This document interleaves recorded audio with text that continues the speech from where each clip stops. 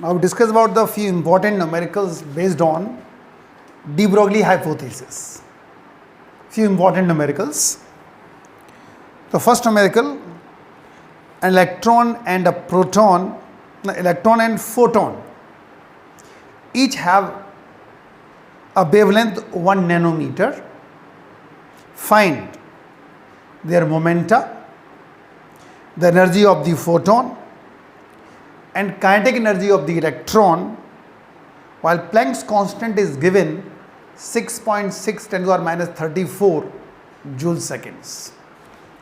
So electron and proton each have a wavelength दे रखी है 1 nanometer and Planck's constant given है 6.6 10 to the power minus 34 joule seconds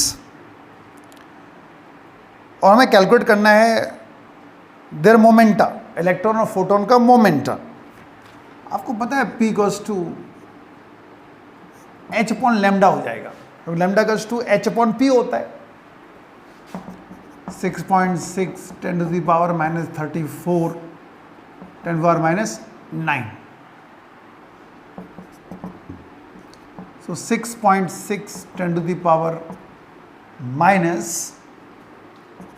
25 kilogram metre per second. ये first part आ गया और ये दोनों के लिए सेम होगा. Now energy of photon equals to H nu होता है, is energy of photons. H C by lambda हो गया. 6.6 10 to the power minus 34 3 10 to the power 8 minus 9 और ये मिलाएगा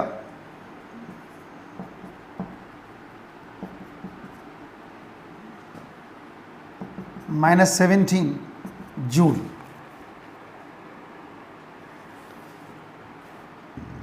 ठीक. नाउ सेकेंड हो गया. थर्ड आ रहे हम लोग काइनेटिक एनर्जी ऑफ इलेक्ट्रॉन. आपको पता है P equals to under root 2em होता है. इक्वल्स टू क्या मिलेगा P square by 2m. Momentum दोनों के लिए सेम था.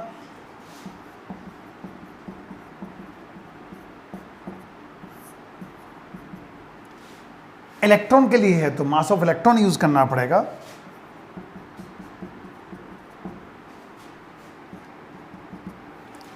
यहां से आपको काइनेटिक एनर्जी मिलेगी 2.39 10 to the power minus 19 joule. ये फर्स्ट न्यूमेरिकल था. और एक न्यूमेरिकल देखो. Electron is accelerated through a potential difference of 64 volt. What is the de Broglie wavelength associated with it? To which part of the electromagnetic spectrum does this value of lambda correspond?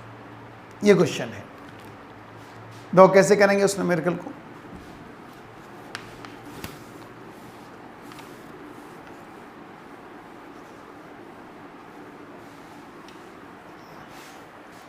तो an electron is accelerated through a potential difference of 64 volt. ये दिया हुआ है. What is the de Broglie wavelength associated with it? आपको पता है एक formula 12.27 angstrom upon root we.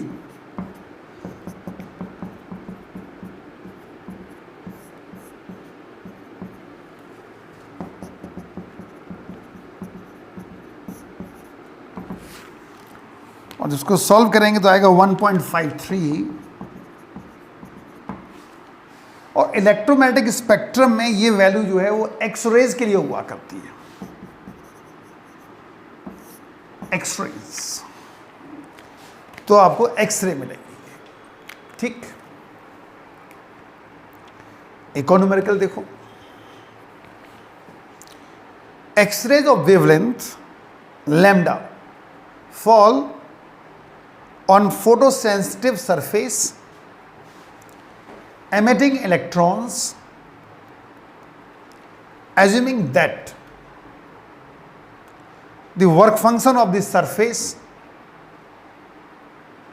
can be neglected, prove that the de Broglie wavelength of electron emitted will be root H lambda upon 2mc। ये करना है।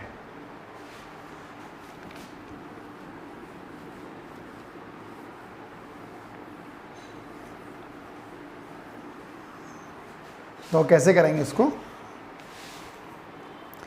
X-rays of wavelength lambda fall on a photosensitive surface emitting electrons, assuming that the work function of the surface can be neglected, यानी कि phi 0 है, neglected है, and prove that the de Broglie wavelength associated with the electron will be, it is equals to under root h lambda upon 2mc। ये prove करना है। ठीक है, और वर्क फंक्शन नेग्लिजिबल है। आइंस्टाइन इक्वेशन आपको पता है, H nu equals two plus kinetic energy. ठीक है, work function plus kinetic energy, और फाई तो 0 है, तो इक्वल्स टू काइनेटिक एनर्जी बन गया। ठीक, और आपको पता है कि ये हो जाएगा, इसको ऐसे भी लिख सकते हैं, H C by lambda equals to kinetic energy. ठीक, नाउ काइनेटिक एनर्जी और मोमेंटम में एक रिलेशन होता है, p² by 2m।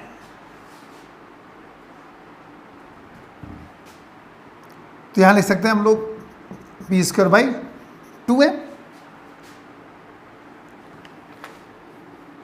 So p² मिल जाएगा आपको 2hcm by lambda.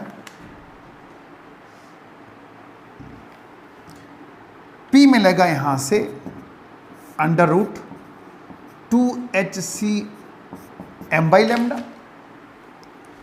Lambda dash हो जाता है h upon p।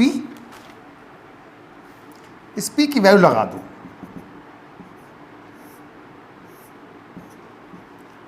To HCm by lambda. इसको सिंप्लीफाई करेंगे तो मिलेगा under root h lambda upon 2mc, और यही प्रूव करना था। कुछ भी नहीं किया हम लोगों ने। फाई नॉट 0 है, H nu equals to 5 plus kinetic energy. H nu हो जाएगा काइनेटिक एनर्जी क्योंकि फाई 0 है, एच सी बाई लैम्डा हो गया।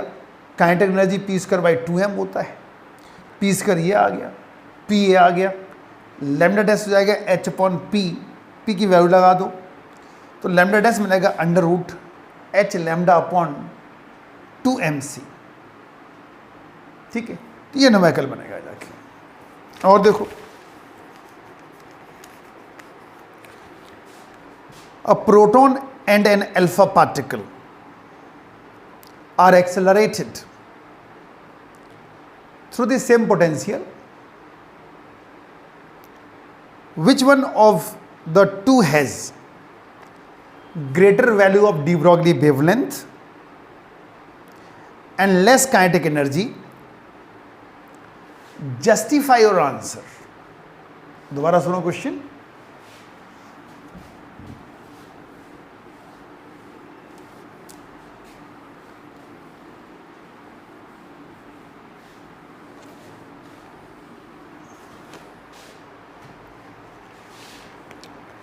Proton and alpha particle are accelerated through the same potential. Which one of the two has greater value of de Broglie wavelength and less kinetic energy? Justify your answer. Accelerating potential same है और proton and alpha particle है.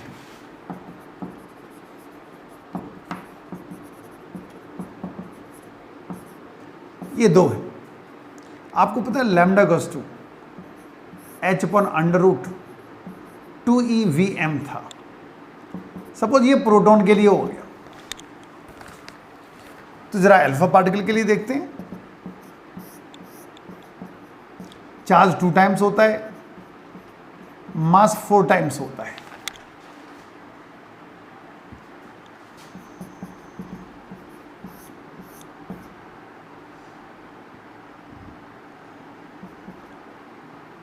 ऐसे लिख दो उसको 2 × 8 EVM और 1/2√2 times of lambda P. ये आ गया relation 1/2√2 times of lambda P. ठीक है. और अगर मैं lambda P upon lambda alpha निकालना हो, ये रेशियो बन जाएगा. क्लियर. और एक न्यूमेरिकल देखो. अच्छा, इसका एक और पार्ट है भाई, इसका एक पार्ट और भी है. अब दूसरा पार्ट ये है less kinetic energy. Kinetic energy किसकी लेस होगी? तो काइनेटिक एनर्जी का एक फॉर्मूला आपको पता है, ईवी. पोटेंशियल सेम है, तो प्रोटॉन के लिए तो ये ईवी हो गया. अब जरा अल्फा के लिए देखो, 2eV हो गया, क्योंकि अल्फा का चार्ज प्रोटॉन के मैग्नीट्यूड के ट्वाइस हुआ करता है, twice of the proton. That's why kinetic energy of proton less than kinetic energy of alpha. Less kinetic energy कौन रखेगा? प्रोटॉन के पास लेस काइनेटिक एनर्जी होगी और वेवलेंथ भी प्रोटॉन की 2 टाइम्स अल्फा की वेवलेंथ के बराबर होगी.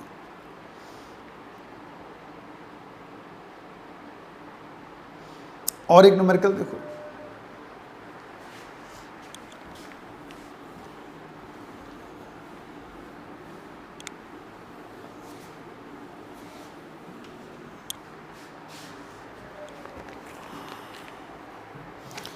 An electron and a proton have the same de Broglie wavelength. Which one of these has greater kinetic energy? Which one is moving faster? फिर से सुने question. An electron and a proton have the same de Broglie wavelength.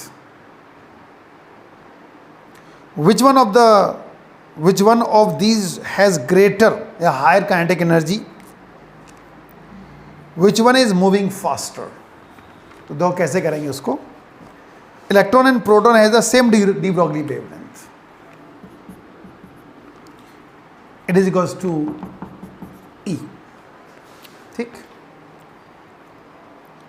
एक relation आपको पता है, lambda goes to h upon p, h upon under root 2e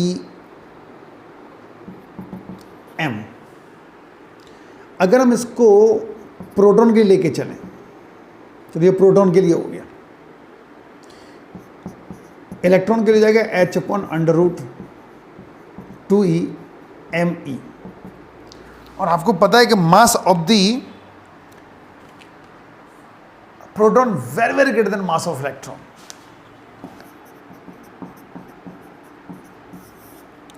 and wavelength inversely proportional है mass के, तो इसीलिए lambda e greater than lambda p. Clear? तो अच्छा, मैं निकालना तो वेवलेंथ नहीं था, वेवलेंथ तो सेम ही दे रखी है, वेवलेंथ तो सेम गिवन है,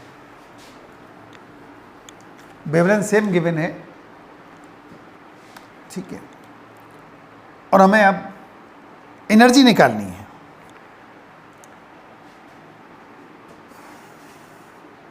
तो h/√2e mp equals to h/√2e me, ठीक है। ये हो गया प्रोटॉन के लिए, ये हो गया इलेक्ट्रॉन के लिए। और EP mp equals to EE me।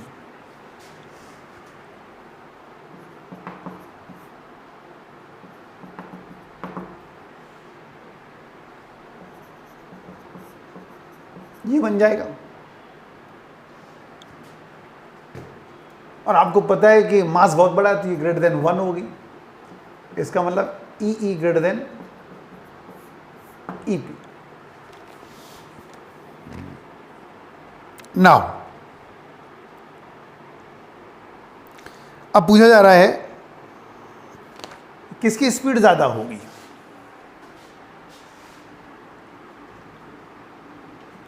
Obviously kinetic energy की होगी। अब जिसकी एनर्जी ज्यादा है, देखो आप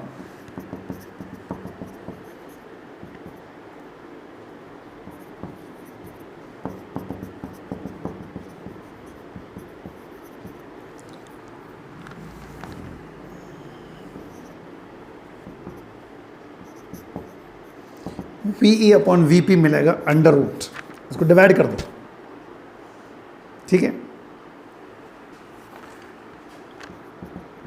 EE/EP into MP/ME, that's why VE very very greater than VP।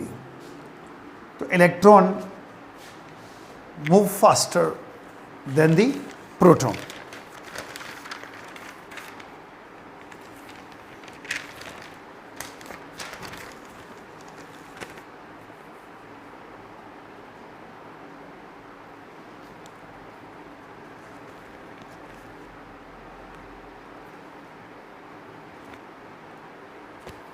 तो इस तरह के कुछ एक न्यूमेरिकल्स इसके ऊपर बन जाया करते हैं और एग्ज़ाम में आ जाते हैं ऐसे क्वेश्चंस, ठीक।